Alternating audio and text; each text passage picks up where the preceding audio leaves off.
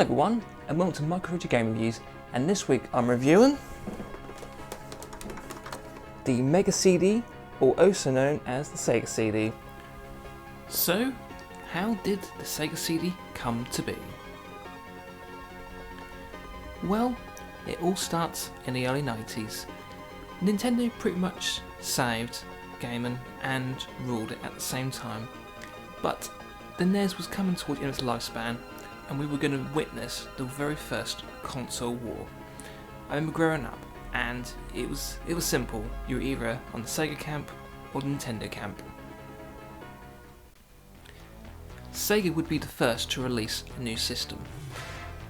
Now, Sega has used its tactics many times, sometimes to great effect, sometimes not really helping them.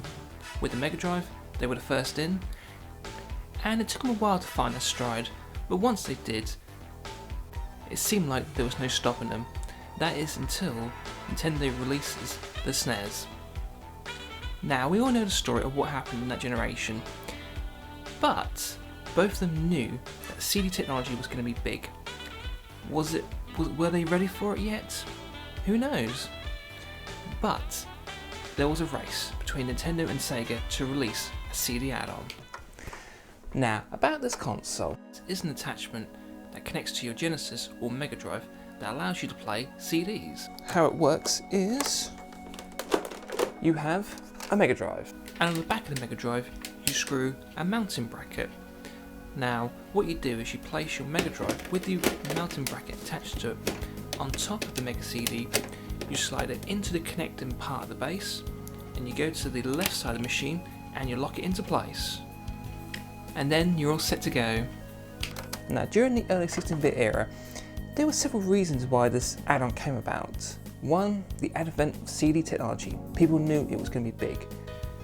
The second reason is, I think it was down to cost. Cartridges were extremely expensive, and if they could successfully implement a CD add-on, games could be made at a fraction of the price, they could make more money, and they could sell them to you a lot cheaper as well.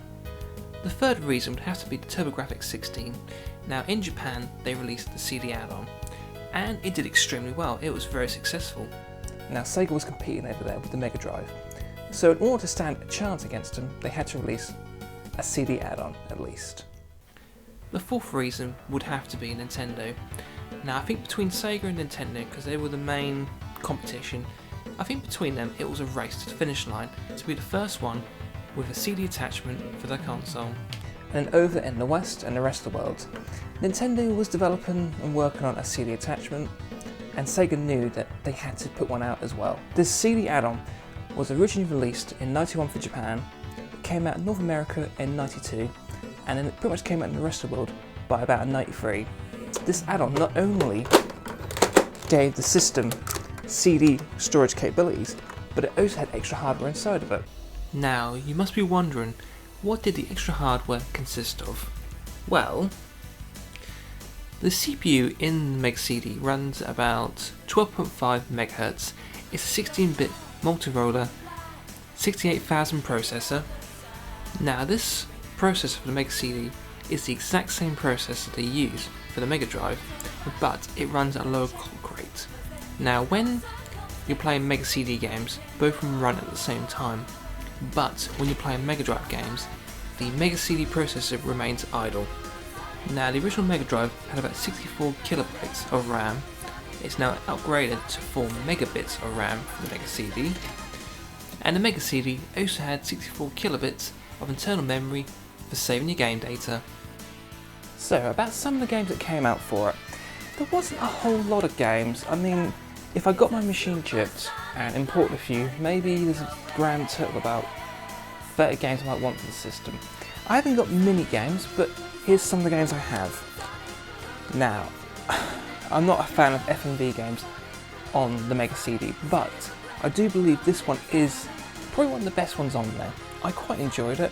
I thought it was fun, cheesy. Night Trap. This one is a double one. I never played the Cobra Command, but Soul Feast is absolutely awesome and a good example of some of the scaling effects this system could do. And SNATCHER. Now this is a very rare game. It costs, at least in this country, £100. Now I didn't spend that much. My copy, right, when I got it, had the back cover missing, so I had to print my own one off. And it also had the manual missing, but I got it for about, something like about £35. It's a small sacrifice losing the back cover and the manual, and it saved me something like 70 quid, so I can't argue with that. And the single reason to own the system, Sonic CD. This is such an amazing game. It's a strange one because if you didn't play it back in the day, when you play it now, I think it takes you a while to warm up to it and to really appreciate it. Plus there's two versions of this. I mean, pretty much in Japan and Europe, we got one with one particular soundtrack, and in America had a brand new soundtrack made for the game, which is pretty mental. Okay, so what did the Mega CD have to offer the Mega Drive? Before we get hung up on CD quality audio, I think the biggest thing it had to offer was the fact that now the Mega Drive could do the exact same effects that people on the SNES were pretty much used to having at this point. This was the first time that a lot of games experienced CD quality audio with their games, and it does add a lot. Like Snatcher, for example, has a fantastic soundtrack. Sonic CD has some amazing music. Now a lot of games, what they did was they would release the game on Genesis, then they would re-release it on the Mega CD, but they would add a few extra levels and also a brand new soundtrack as well. So, my personal history. I have a soft spot for this system. Back in the Mega Drive days, I wanted one, but I never got one because it's a lot of money, and the amount of games, even back then, that there was probably only one game I would have ran out and got back then, and that was Sonic CD. And I always thought it looked quite sexy actually. Now there were two versions of this. I mean, there was the Model 1 and the Model 2. And the first one was a tray loader, and the second one was a top loader. Personally, I prefer the Model 1 Mega Drive with the Model 1 Sega CD. And the only thing left to complete this is a 32X. So, my final thoughts. This is a tough one to recommend. If you shop around, you can normally pick them up fairly cheapish. I mean, I picked up this with the Mega Drive and a few games for about 60 quid, but I've seen them go cheaper. One thing you have to be aware of is there's always a chance you could get a dead one. Now the reason for that is there's a fuse, and the fuse they use wasn't very good, but if you have a little bit of electrical wiring or soldering skills, you can go in there and replace it with a better fuse. And apart from that, these things are pretty reliable. In the day, this is Sega hardware, so when they make something, they make it to last. And apart from the fuse, I've not heard many people have problems with these.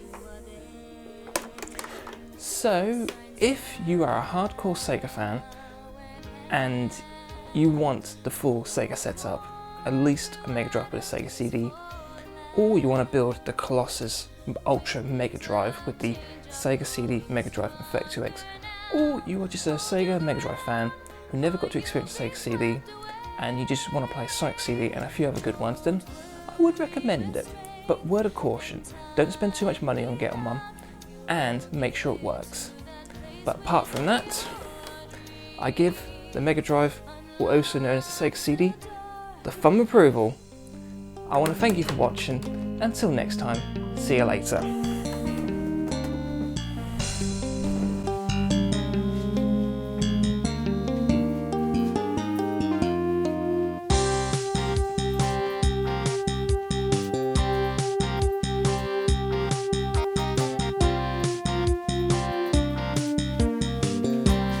Sega CD!